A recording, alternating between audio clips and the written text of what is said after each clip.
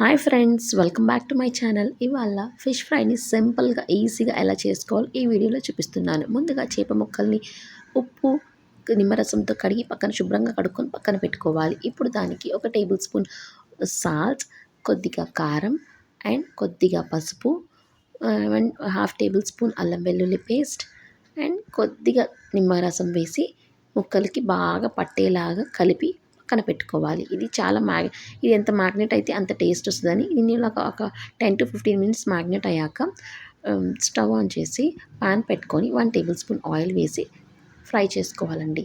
ఒక 10 to 15 minutes fry అయ్యాక అటు ఇటు టర్న్ చేసుకుంటూ మంచి బ్రౌన్ కలర్ వచ్చేంత వరకు ఫ్రై చేసుకోవాలనండి. టేస్ట్కి తగ్గట్టుగా కర్రీ లీవ్స్ యాడ్ చేసుకోవచ్చు. చాలా టేస్టీగా ఉంటుంది.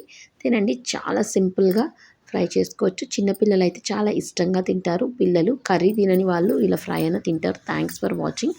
ఈ వీడియో కనుక మీకు నచ్చినట్లయితే లైక్ చేయండి, షేర్ చేయండి, సబ్స్క్రైబ్ చేయండి. Thank you.